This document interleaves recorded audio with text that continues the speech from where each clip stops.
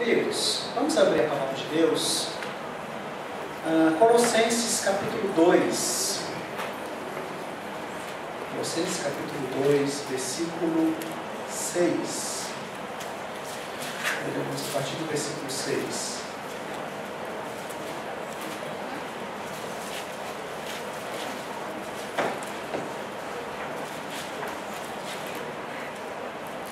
Colossenses 2, versículo 6.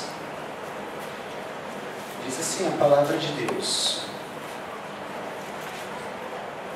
Ora, como recebestes Cristo Jesus, o Senhor, assim andai nele. Nele radicados, edificados e confirmados na fé, tal como fostes instruídos, crescendo em ações de graças. Cuidado que ninguém vos venha enredar com sua filosofia e vãs sutilezas, conforme a tradição dos homens, conforme os rudimentos do mundo e não segundo Cristo. Porquanto nele habita corporalmente toda a plenitude da divindade. Também nele estáis aperfeiçoados. Ele é o cabeça de todo principado e potestade. Nele também fostes circuncidados, não por intermédio de mãos, mas no despojamento do corpo da carne, que é a circuncisão de Cristo. Tendo sido sepultados juntamente com ele no batismo, no qual igualmente fostes ressuscitados, mediante a fé no poder de Deus, que o ressuscitou dentre os mortos. E a vós outros, que estavais mortos pelas vossas transgressões, e pela incircuncisão da vossa carne, vos deu vida, juntamente com ele, perdoando todos os nossos delitos. Tendo cancelado o escrito de dívida que era contra nós, e que contava de ordenanças, o qual nos era prejudicial, removeu inteiramente, encravando-o na cruz, e despojando os principados e as potestades, publicamente os expôs ao desprezo, triunfando deles na cruz. Amém? Queria pedir ao nosso irmão Roberto que fizesse uma oração. Senhor Deus, nesse momento que nos debruçamos sobre a tua palavra, Deus, abre os nossos ouvidos e nossas mentes, nos orienta, pastor Carlos, dando inspiração do Espírito Santo para essa palavra seja aplicada em nossas vidas. É isso que eu te peço, em nome de Jesus. Amém. Bom, irmãos, hoje nós vamos começar uma série de pregações, de exposições a respeito do tema falsos deuses ou idolatria. Nós vamos falar então nos próximos domingos, esse mais 3 domingos, sobre falsos deuses. Hoje eu gostaria de falar uma palavra introdutória sobre falsos deuses e falsas esperanças. Nada é mais óbvio no cristianismo e na vida cristã de que nós precisamos mudar, de que há necessidade de mudanças. E nada é menos óbvio do que o que precisa ser mudado e como essa mudança ocorre. Todos nós vivemos no contínuo entre escravidão e a liberdade. E a Bíblia vai nos advertir sobre a aparência enganosa do pecado, sobre o cativeiro do pecado. O pecado é cheio de promessas de liberdade. É muito interessante que quando nós lemos, por exemplo, Paulo falando na carta aos Romanos, capítulo 7, e ele vai trazer o pecado como sendo uma lei, e nós sabemos que a lei oferece recompensas, algumas leis, e outras oferecem punições. Exatamente isso que o pecado faz com a gente. Ele oferece promessas, ele oferece recompensas se nós obedecemos a ele. Como uma lei também trabalha em nossas vidas. No entanto, as promessas que o pecado nos oferece, nós as temos apenas em Cristo. Ele oferece recompensas que só Cristo pode nos dar. O problema é que na nossa cultura nós temos um panteão de falsos deuses. Nós temos deuses a nível global, nós temos deuses a nível continental, nós temos deuses a nível de nação, a nível regional, a nível de local, de cidade e a nível do nosso próprio coração. Há um panteão de deuses que nos fazem promessas de liberdade, que prometem soluções e que, embutido nisso tudo, nos prometem teorias de mudanças, que não prometem o que o Evangelho promete, que não promovem o que o Evangelho promove. E essas teorias são muito atraentes. Por que elas são atraentes? Porque elas trazem nelas uma promessa de que não haverá mais caos. Elas trazem nelas uma promessa de que teremos liberdade para manter a nossa agenda e os nossos orgulhos intactos. Nós temos muitos deuses travestidos de teorias humanas. E parte dessas teorias prometem mudanças. E muitas vezes nós acreditamos no que essas teorias prometem. Mas esse não é um problema moderno. Paulo já alerta sobre isso aqui na carta aos Colossenses. Esse não é um problema contemporâneo. O século I já viu esse problema. Paulo aqui vai nos dar algumas precauções para como agir de maneira que não sejamos escravizados por uma forma de pensar não bíblica, pelas propostas de mudanças não bíblicas, pelas promessas que os falsos deuses nos dão, e até mesmo falsas promessas que eles não têm condições de cumprir.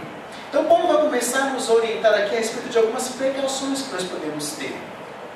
E a primeira delas é que nós devemos tomar cuidado para não ser escravizados por maneiras de pensar não bíblica. Eu quero reler os versículos 6 ao versículo 8, onde Paulo fala assim, eu ler em outra tradução.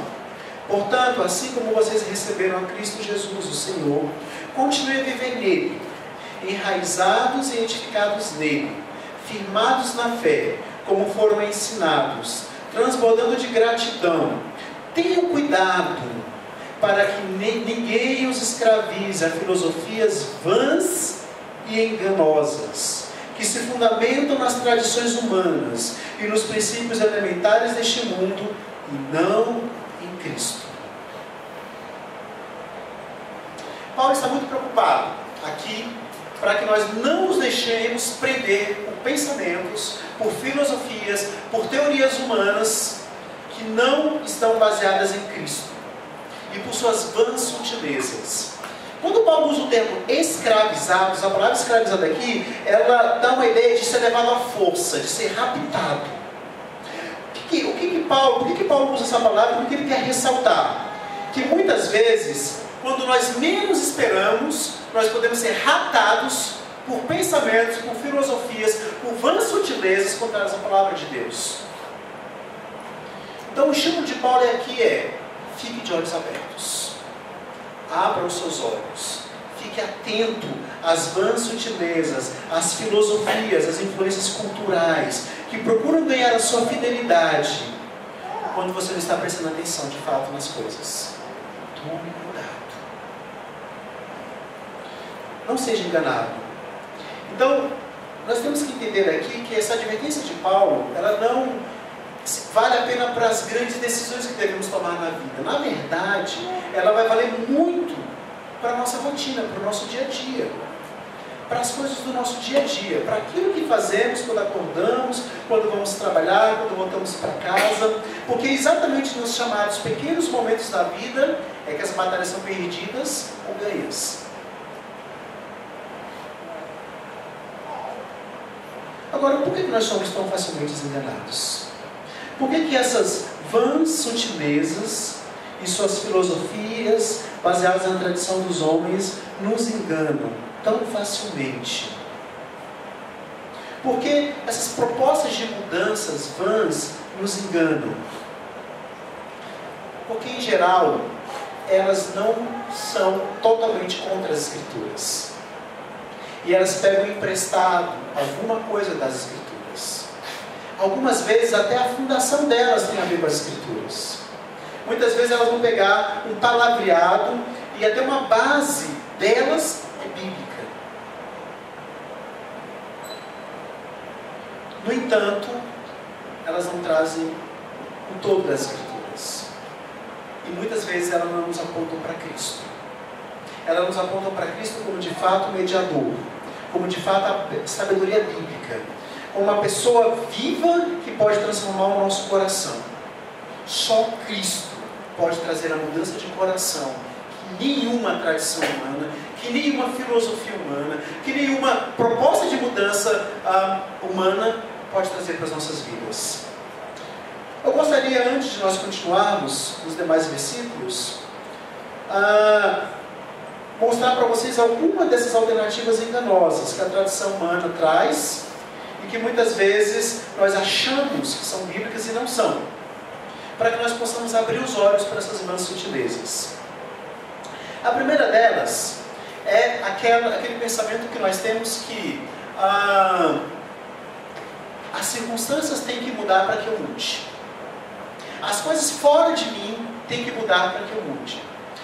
Os meus olhos estão mais voltados para o ambiente externo do que para o ambiente interno do meu coração. Talvez essa seja a abordagem mais simplista que nós temos hoje. Porque ela focaliza a mudança, o foco dela está na mudança de circunstâncias, não na mudança de coração. Como que a gente, por exemplo, revela isso? Para a gente mesmo e para as pessoas.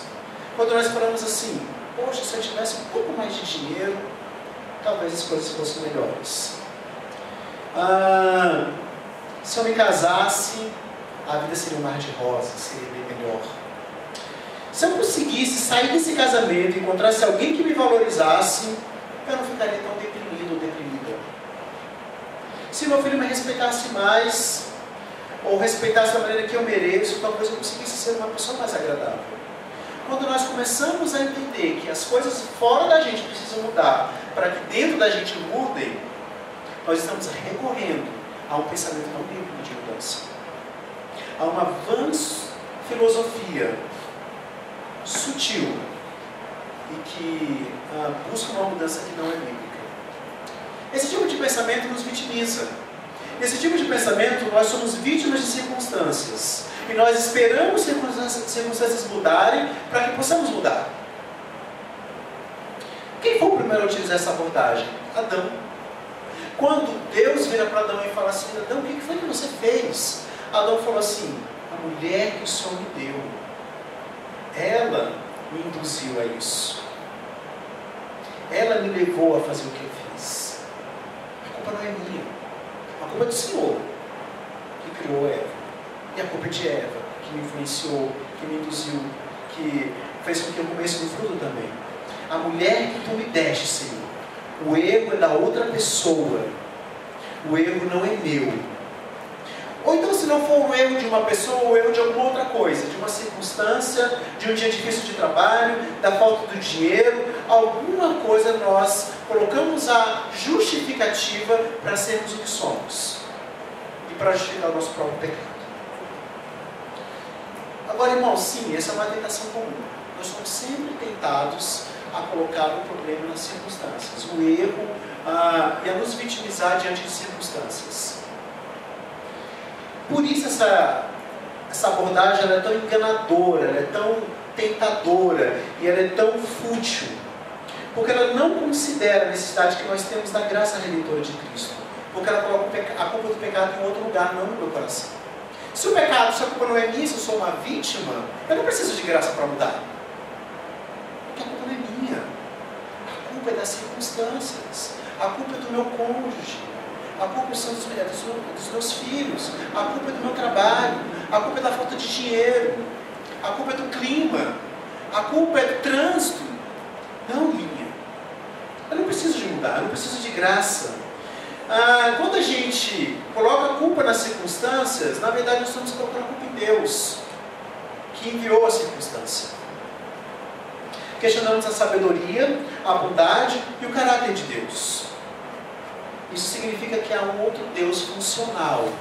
Há um falso Deus regulando os nossos corações, que não é o verdadeiro Deus. Uma outra vã sutileza, uma vã filosofia que muitas vezes visa uma proposta de mudança que não é bíblica, é uma proposta de mudança comportamental. A proposta de mudança comportamental ela chega mais próximo do que a proposta de mudança das circunstâncias. Ela chega mais próxima do alvo. Porque de fato os nossos comportamentos devem ser mudados. De fato nós devemos ser pessoas mais pacientes e agradáveis. De fato nós devemos parar de estourar com os nossos filhos. De fato nós precisamos ser mais generosos no dízimos e nas ofertas. De fato nós devemos evangelizar os nossos vizinhos. De fato nós devemos parar de olhar sites pornográficos. Sim, são comportamentos que devem ser abandonados, sem dúvida. Há uma mudança comportamental na vida do cristão. essas declarações que eu falei aqui são todas verdadeiras, são todas corretas. Esses comportamentos precisam ser mudados. Mas aí está o problema, é que é o que eu falei para vocês, ela tem parte da verdade. Porque não é só o comportamento que deve ser mudado. E na verdade, o comportamento que muda sem coração mudar é farisaísmo. É hipocrisia, porque não houve mudança de fato. É fantoche.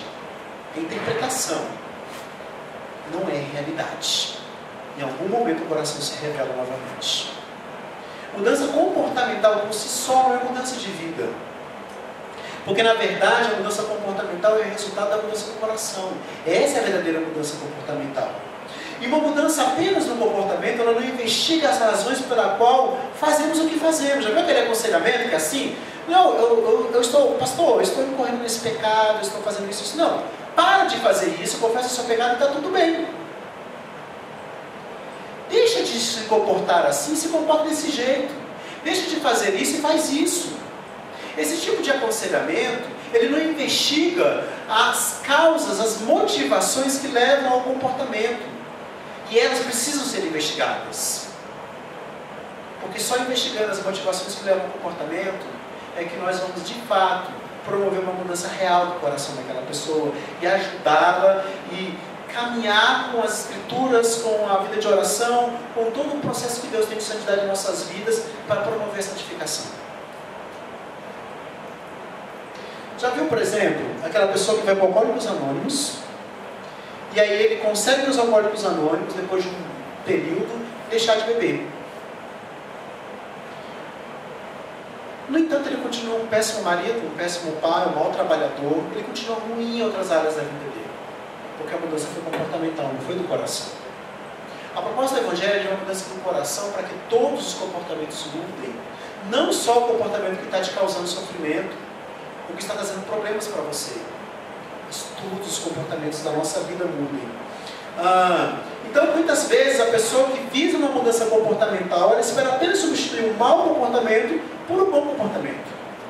E ela acredita que está tudo bem. E geralmente, ela faz isso baseada nas suas próprias habilidades de mudança. E não na graça de Deus. Apenas mudar e trabalhar o comportamento com técnicas que vão ajudar a pessoa a ficar melhor. O que está errado nisso aí? A Bíblia nos manda ser pacientes. A Bíblia nos manda falar a verdade em amor. Saber ouvir, saber falar gentilmente, de modo edificante.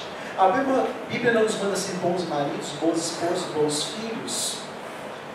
Não tem nenhum problema querer que o comportamento mude, ele tem que mudar. A grande questão é que o problema dessa abordagem é que ela ignora a necessidade de Cristo e o poder de Cristo de mudar primeiramente o coração e segundamente o comportamento.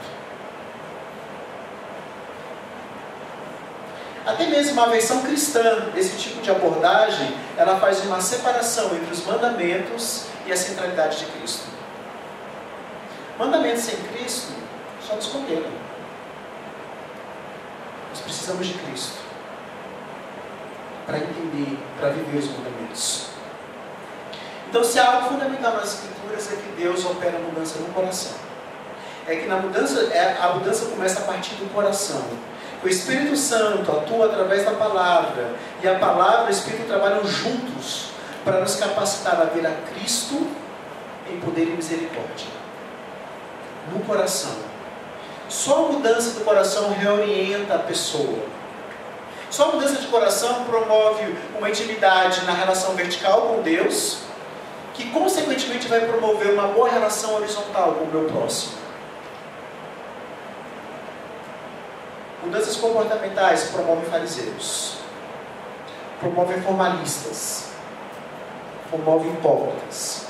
Mudanças do coração promovem homens e mulheres que vivem para a glória de Deus.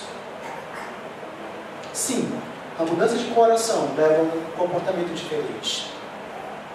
Mas a mudança comportamental nunca é suficiente. Apenas ela. Outra dificuldade que nós temos, e filosofia e tradição de homens é aquela que enfatiza a mudança apenas dos pensamentos. Ela vai um pouco mais fundo do que a mudança do comportamento, mas ainda não chega lá. Muitos já dizem o seguinte: você só tem que mudar a maneira de enxergar as circunstâncias. Você tem que mudar a maneira de ver as coisas, de ver o problema, de ver as pessoas, de ver o seu cônjuge. O que tem que mudar é a maneira de pensar apenas.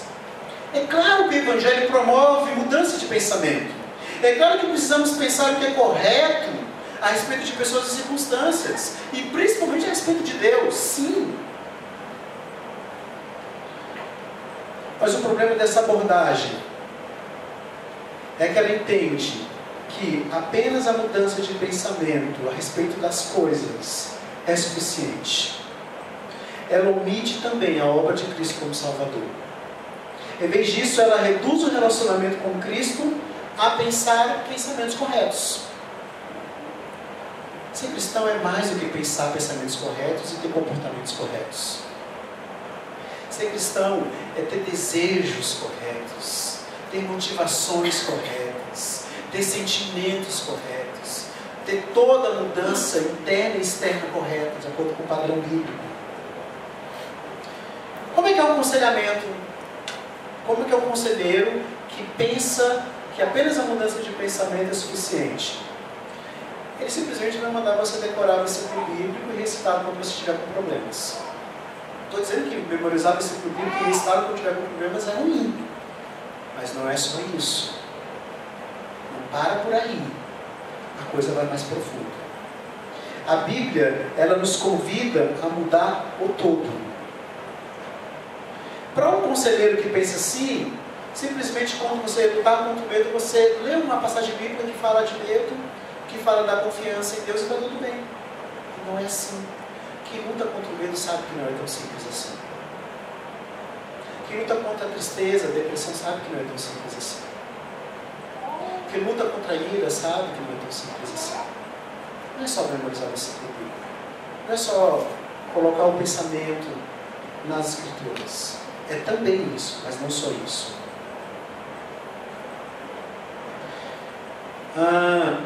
Então essa ênfase, ela apresenta a pessoa de Cristo como alguém que veio apenas para mudar pensamentos a respeito da vida.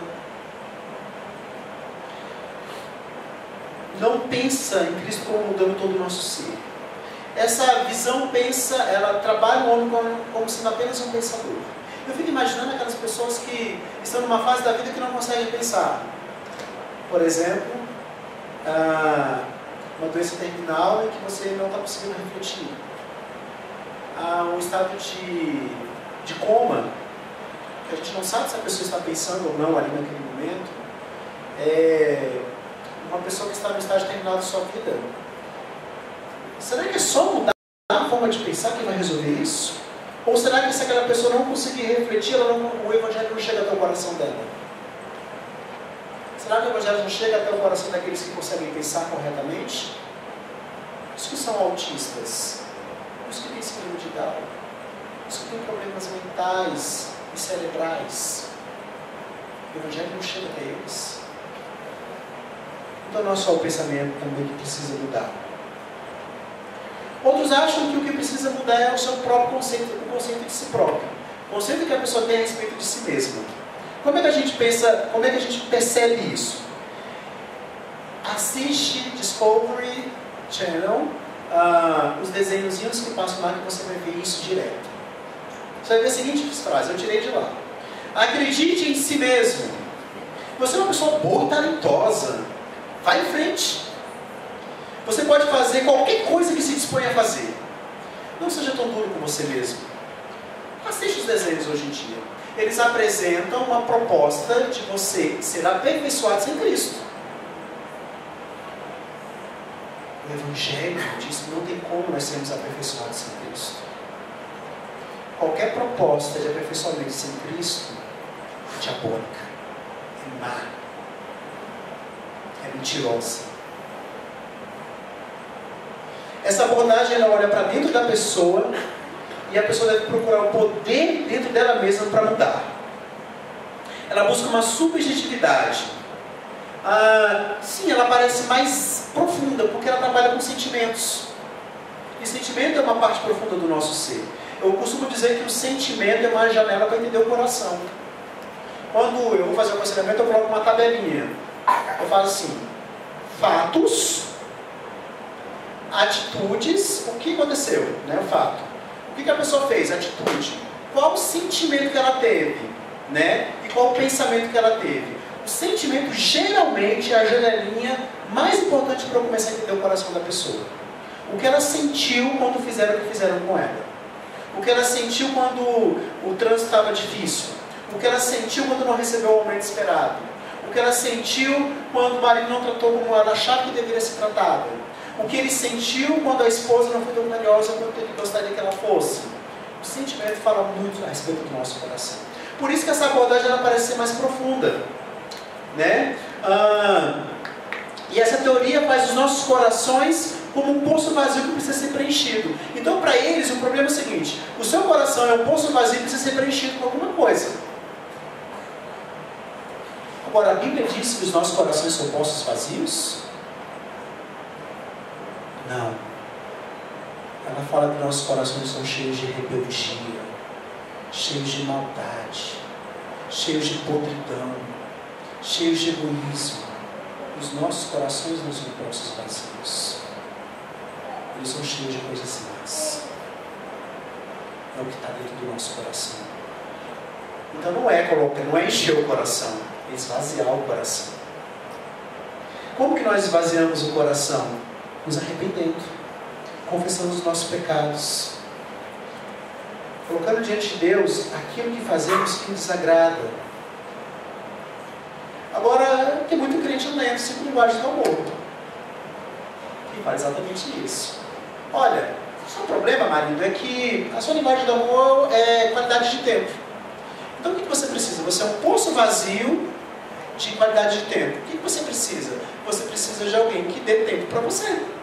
Então sua esposa simplesmente tem que ficar enchendo o seu vazio, a sua necessidade de ter tempo. Aí vira uma lambança. E Cristo não é apresentado. E ele se esquece, o Gary Chapman, que os nossos corações estão cheios de maldade. E que, na verdade, o marido que é descontente com a sua esposa, ele deve confessar o seu pecado de descontentamento. Pedir perdão a Deus. E graça para amar a sua esposa, do jeito que ela é. E graça para ajudar a sua esposa a viver para a glória de Deus. Ao invés de querer egoisticamente ser alimentado por coisas que ela pode fazer por ele. Ou ela, por coisas que ele pode fazer por ela. Somos inimigos de Deus. Nós queremos nos encher com coisas da criação e não do Criador. Esse ponto de vista, ele massageia o nosso ego ao invés de quebrar o nosso ego. O Evangelho fala que nós devemos, que a proposta do Evangelho é a morte do eu. O ego é quebrado, o ego morre. Esse tipo de proposta massageia, alimenta o ego, faz o ego crescer ao invés de destruir o ego. Abandone as coisas que você tem procurado para preencher o vazio que você diz que tem. E se encha da graça de Deus. Se empenhe no arrependimento honesto, inteligente e diligente. Os nossos corações não precisam ser enchidos de elogios, de presentes, de qualidade de tempo, de atenção. Eles precisam ser esvaziados da maldade que eles têm com arrependimento. Tiago 4 vai dizer para nós isso. Que nós não lutamos porque estamos vazios, mas porque estamos cheios de desejos que militam dentro de nós. O arrependimento profundo nos convida a uma fé que descansa e se alimenta em Cristo. Cristo é suficiente. Cristo é o necessário. E nele nós temos todas as coisas que são necessárias. Cristo nos enche de si mesmo por meio do Espírito Santo. E os nossos corações são transformados pela fé. Portanto, essa abordagem por autoestima, em vez de expressar a nossa culpa e vergonha pelo nosso pecado, ela na verdade enfatiza a nossa rebelião contra Deus. Enfatiza o nosso egoísmo, a nossa inimizade. Ela subestima a nossa culpa e perde uma grande oportunidade de nos convidar a valorizar a pessoa de Cristo, nos fazendo valorizar a nossa pessoa ao invés da pessoa de Cristo. Ela não viu o caminho do perdão, da alegria, da paz verdadeiras. Pessoas que se afligem com falso complexo de culpa e vergonha devido ao pecado que cometeram contra elas, necessitam muito mais do que de afirmação e palavras que ajudem a ficar alegre. Precisam receber a cruz de Cristo. Precisam se enxergar através da cruz de Cristo. Precisam entender a identidade que tem em Cristo Jesus. Precisam entender que elas são responsáveis pelos seus próprios pecados e não pelo pecado do outro que a feriu. Quando nós olhamos para a cruz e passamos a ter a visão que Deus tem sobre o pecado, a nossa vergonha, a nossa autodepreciação é retirada para que haja uma identidade fundamentada em Cristo e não no mal que nós experimentamos.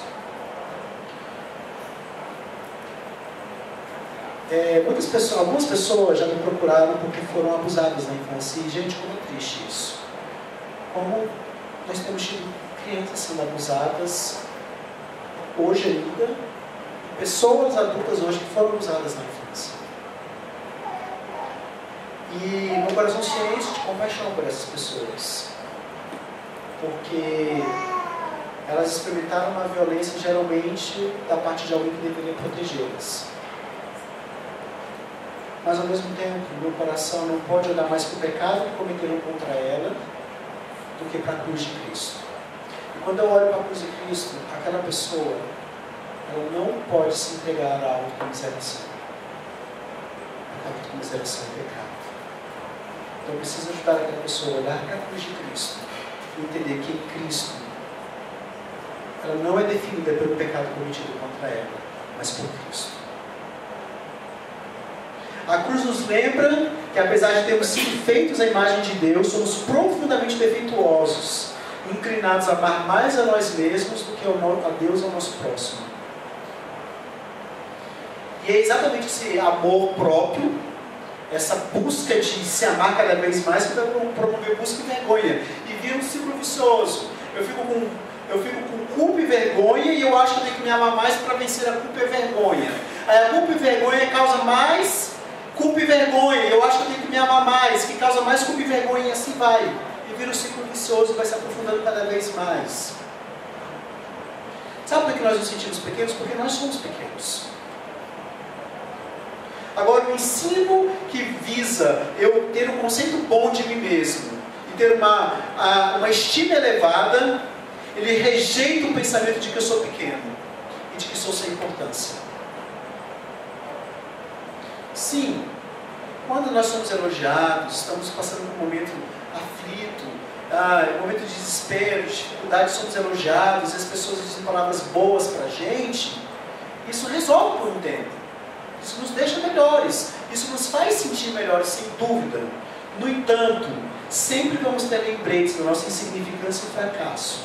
E isso nos leva de volta à realidade.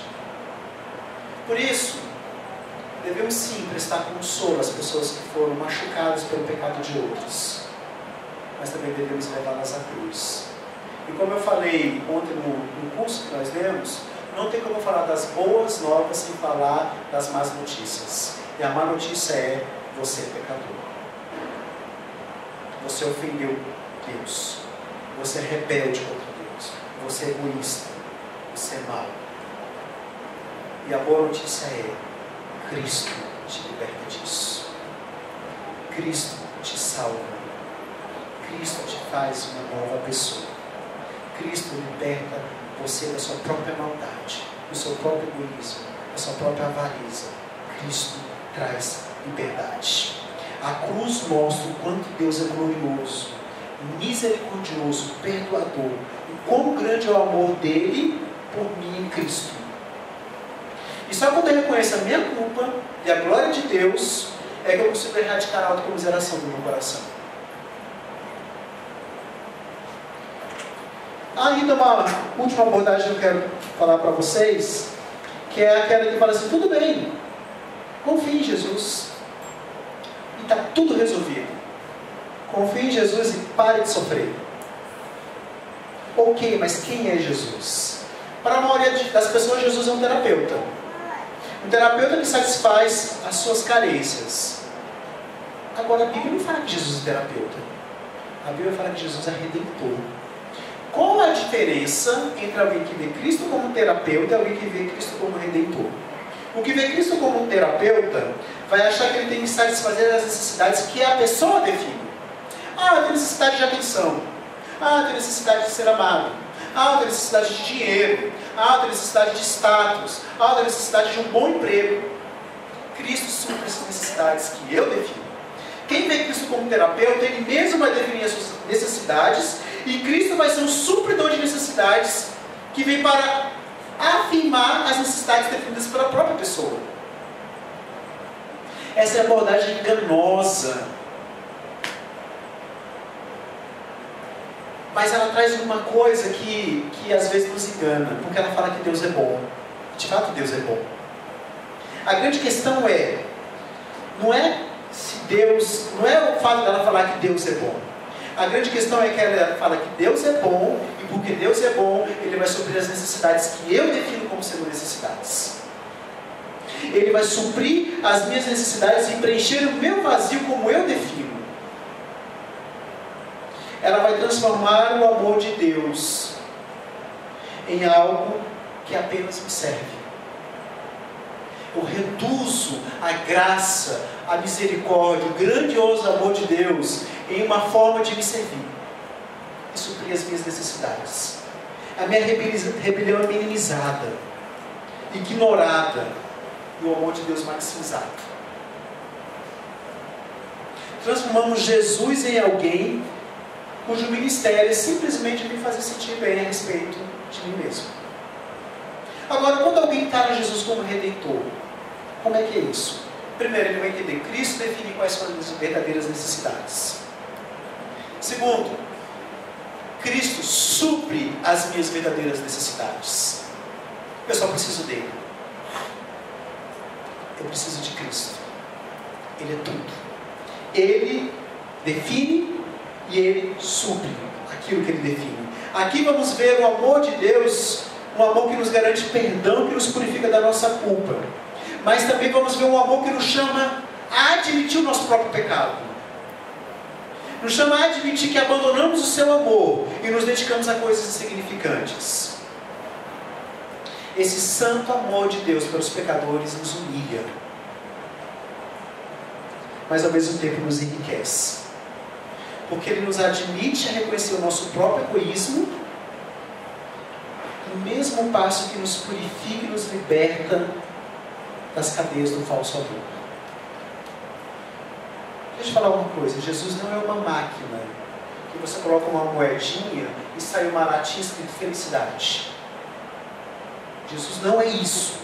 Não reduza Cristo ao mero supridor de necessidades e alguém que é responsável para fazer você feliz. Não reduza Cristo a uma máquina da felicidade. Cristo é o santo que vem para nos purificar. Cristo é o santo que vem para nos mudar. Cristo é o santo que vem para nos transformar. E Ele faz isso seguindo a agenda dele, não a nossa agenda. Os critérios dele, não os critérios nossos. Ele não está a serviço dos nossos caprichos. Ele nos ama demais para simplesmente estar preocupado em nos fazer felizes. Ele quer nos fazer muito mais do que felizes. Ele quer nos fazer santos. É isso que Cristo quer. Esse é o chamado para nós. O chamado para ser santo. Não para atender aos caprichos dos nossos corações, mas para ser santo. E você pode ser santo, meu irmão, tendo uma esposa difícil. Você pode ser santa, minha irmã, tendo um marido complicado. Você pode ser um bom trabalhador, tendo um chefe difícil. Você pode ser um filme zeloso e que honra os pais, tendo pais complicados. Você pode ser alguém que é fiel, generoso com o próximo, tendo dificuldades financeiras, em meio de uma crise. Porque você não depende de nada disso para ser santo. Porque Cristo morreu para fazer de todos nós santos. Não se deixe enganar por essas filosofias, tradições dos homens e vãs sutilezas. Agora, onde está a verdadeira esperança? Vamos continuar? Versículo 9. Porque nele habita corporalmente toda a plenitude da divindade. Também nele estáis aperfeiçoados. Ele é o cabeça de todo principado e potestade. Nele também fostes circuncidados, não por intermédio de mãos, mas no despojo do corpo, da carne, que é a circuncisão de Cristo. Até aqui. Aqui Paulo vai então argumentar como e aonde nós achamos a verdadeira esperança. Eu espero que tenha ficado claro que nós não vamos achar a verdadeira esperança nas sutilezas do mundo, nas propostas do mundo, nas filosofias do mundo, nos deuses do mundo. Aonde nós vamos achar? A primeira coisa que Paulo vai nos dizer é que em Cristo nós somos plenos. Versículo 9 e 10. Nele habita corporalmente toda a plenitude da divindade. E estáis perfeitos nele, que é a cabeça de todo principado e potestade. Quando alguém se torna cristão, tem a plenitude de Cristo nele. Não precisamos de mais nada para nos preencher. Nós temos Cristo. Nós somos o templo de Deus. Deus nos escolhe para habitar em nós pelo Espírito Santo. Você é dele e ele é seu. Sabe quando as pessoas têm problema, o que geralmente elas querem? Elas querem um manual de instruções para como resolver os problemas. Presta atenção. Deus não quer isso para você. Você é pequeno. Você é medíocre. Você é pouco. Deus tem muito mais. Deus, ao invés de te dar um manual de instruções para resolver problemas, Ele se dá a você. Ele habita em você. Ele vive em você. Nele você é pleno. É isso que nós temos em Cristo Jesus. Não nos tornamos divinos. 2 Pedro 4 diz: pelas quais Ele nos tem dado grandíssimas e preciosas promessas, para que por elas fiqueis participantes da natureza divina, havendo escapado da corrupção, que pela concupiscência há no mundo. Nós não nos tornamos deuses ou semideuses, mas o divino vive em nós, no momento em que confiamos em Cristo. Temos tudo o que precisamos em Cristo para viver de maneira piedosa. Nenhuma circunstância pode nos impedir de viver de maneira piedosa, porque em Cristo nós temos tudo. Podemos descartar as promessas sedutoras e fúteis que nos levam para longe de Cristo. Podemos descartar essas promessas que promovem escravidão. Escravidão a nós mesmos, escravidão a outras pessoas, escravidão ao mundo, escravidão ao diabo. Podemos descartar qualquer proposta de mudança que nos leva à autossuficiência e reconhecer que não temos autossuficiência, porque só em Cristo nós temos suficiência. O problema dessas vãs filosofias é que elas querem que nós não desistamos da nossa vontade de controlar as coisas à nossa volta. Ela quer que nós não desistamos de sermos escravizados por nossas agendas. Sempre é tentador, gente, encontrar satisfação em qualquer coisa que não seja Cristo, em qualquer Deus que não seja Cristo. Com frequência, nós optamos por conforto ao invés de Cristo. Quando o pai chega em casa depois de um dia de trabalho e prefere ficar horas assistindo televisão, ao invés de fazer o culto doméstico com a sua família, o que ele está dizendo? Eu prefiro conforto ao invés de Cristo. Eu prefiro conforto ao invés de santidade. Eu prefiro conforto ao invés de piedade. Deixa eu te falar uma coisa, em Cristo você pode ser liberto disso. Em Cristo você pode fazer o seu culto doméstico, orar com a sua família, ensinar a Bíblia aos seus filhos, porque você é pleno em Cristo Jesus. Quando buscamos satisfação em outros deuses, em falsos deuses, nós nos movemos em uma direção oposta, mas em direções, na verdade, opostas, mas pecaminosas. Ou nós atacamos as pessoas e as circunstâncias e colocamos a culpa nelas, ou nós buscamos ser agradáveis para então manipular as pessoas e não para glorificar a Deus. Já perceberam que a gente faz isso com os nossos filhos? Que a gente acaba produzindo mini fariseus? A gente acaba, de alguma maneira, muitas vezes, ao invés de trabalhar o coração dos nossos filhos, trabalhando o comportamento apenas, ensinando para eles que eles precisam se comportar bem para nos agradar, ao invés de se comportarem para agradar a Deus. Paulo nos diz que recebemos a plenitude em Cristo. Se agimos com base nessa verdade, nada pode nos destituir disso, independentemente das circunstâncias e das pessoas com quem você se relaciona. Mas o que Paulo fala? Paulo fala que nós somos vivificados em Cristo. Versículo 11. Nele também fostes circuncidados, não por intermédio de mãos, mas no despojamento do corpo da carne, que é a circuncisão de Cristo. Tendo sido sepultados juntamente com ele no batismo, no qual igualmente fostes ressuscitados, mediante a fé no poder de Deus, que o ressuscitou dentre os mortos. A plenitude de Cristo nos dá duas coisas: purificação dos nossos pecados e nos ergue para uma nova vida. O perdão dos nossos pecados nos dá poder sobre o mal, mas também nos dá uma nova história. Na verdade, nós precisamos dos dois. Nós precisamos de uma nova história e de um novo poder. Isso não pode se separar. Nós precisamos caminhar com essas duas coisas juntas. O sacramento do batismo vai nos mostrar exatamente isso. Essas duas realidades. Ele vai nos mostrar a purificação. O pecado foi retirado pela água, que é simbólica, e temos uma nova posição diante de Deus, aceitos por Ele por causa do que Jesus fez por nós.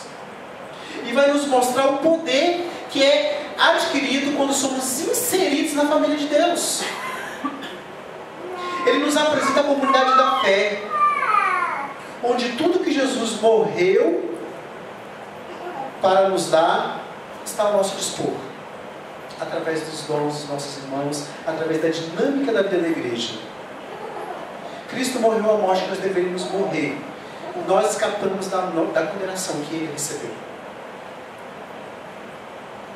Sendo assim, o que Paulo está querendo dizer é que a ressurreição de Cristo é a nossa ressurreição. A vivificação de Cristo é a nossa vivificação. Deus está satisfeito conosco porque Deus está satisfeito com Cristo. Nós somos erguidos para uma nova vida porque o Espírito Santo concede essa nova vida a nós. Temos uma nova história. O pagamento dos nossos pecados nos insere numa nova história de vida. Mas também temos um novo poder. Poder contra o pecado, contra o mal, contra o diabo, contra o mundo. Agora pensa bem, se você recebesse uma nova história e não recebesse um novo poder, você iria cair. Você teria uma história limpa, DPC, SPS, limpo, mas se você não souber como administrar suas finanças, você vai voltar para o SPC. Portanto, você precisa não só de uma nova história, não só de ter um nome limpo, você precisa de ter poder para continuar com o nome limpo. E Cristo nos dá poder para viver em santidade. Agora, se nós tivermos um novo poder e não tivermos uma nova história, nós até iríamos mudar, mas permaneceríamos condenados por causa do nosso passado. Cristo nos dá história nova e poder novo para viver para a glória dele. Em Cristo nós somos vivificados. Nele recebemos regeneração, perdão. Somos tratados como se tivéssemos obedecidos perfeitamente a lei. O Espírito nos dá poder para crescer em santificação. E você recebe a promessa de que um dia será perfeito e viverá com Deus para sempre.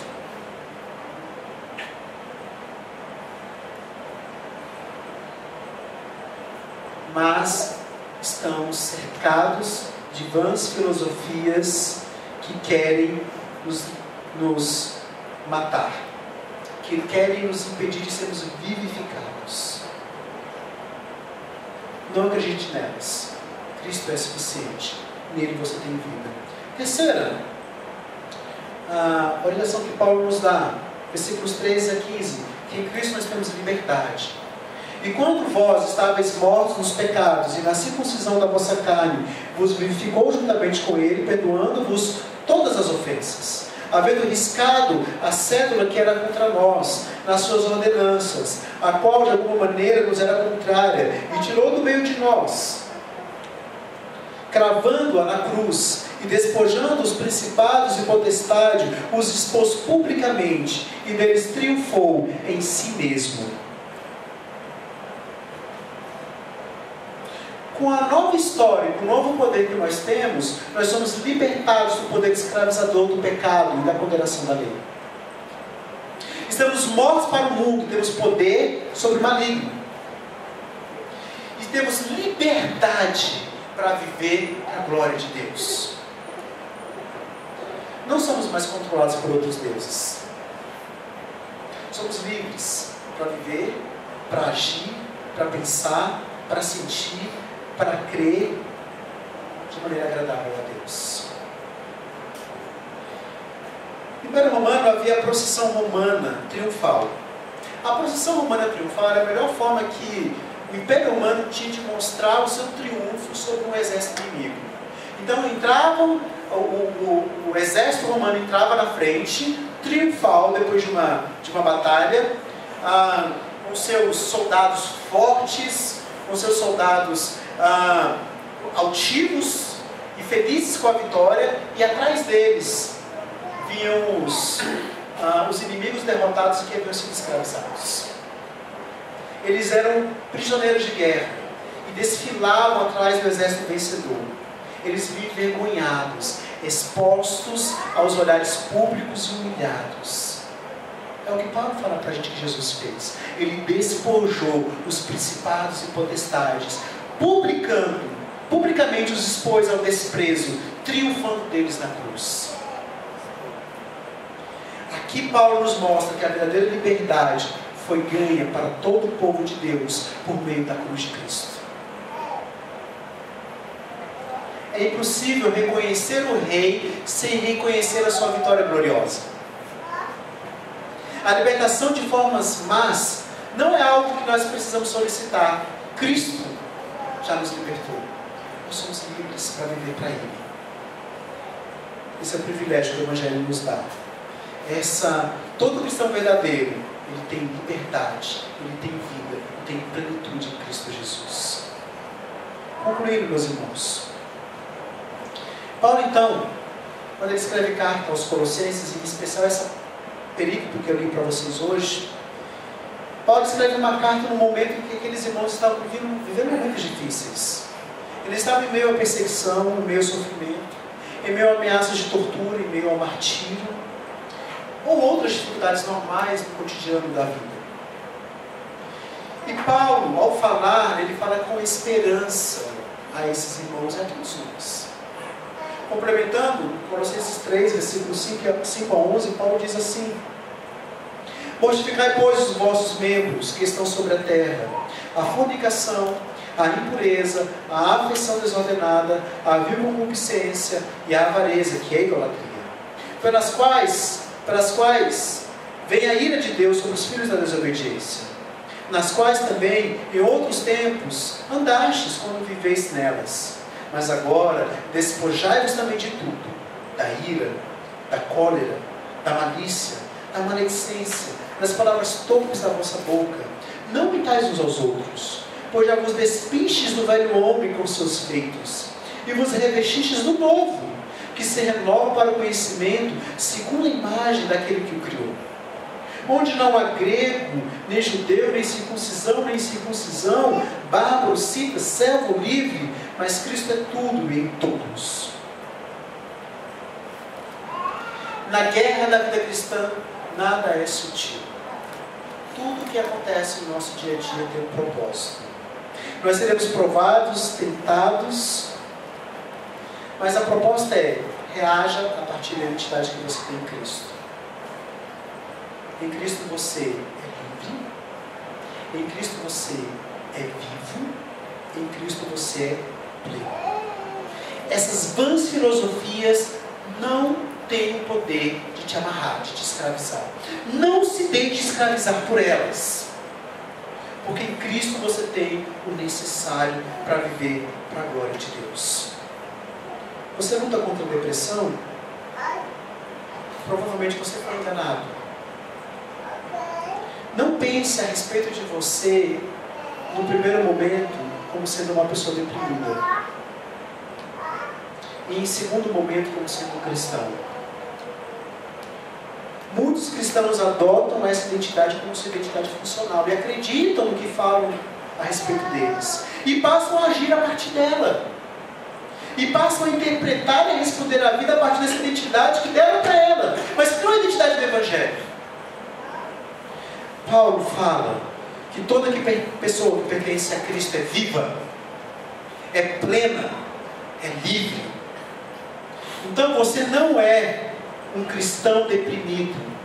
Você é um cristão que luta contra a depressão. Você é primeiramente um cristão. E isso é que te define. Cristo te define. A relação com Cristo te define. Não os seus sentimentos. Não o que falaram que você é. Mas Cristo. Sua identidade em Cristo é construída num fundamento sólido que nunca muda. Mesmo que o seu estado emocional varie de um dia para o outro. Você não está além do poder redentor de Cristo. Sua identidade está centralizada em Cristo. Nele. Apenas nele. Você tem problemas no seu casamento? Você não precisa se divorciar crendo que nunca o seu casamento vai mudar. Você não precisa se definir a partir do casamento repleto de conflitos. Jesus é o verdadeiro noivo. E Ele traz bênçãos dessa relação para você. Ele traz bênçãos presentes e futuras ao centro da sua vida e ao centro do seu casamento. Não entregue o seu coração a falsos deuses. Nos momentos de crise, eles vão bater na porta do seu coração. Nos momentos de luta e de tentação, eles vão bater na porta do seu coração.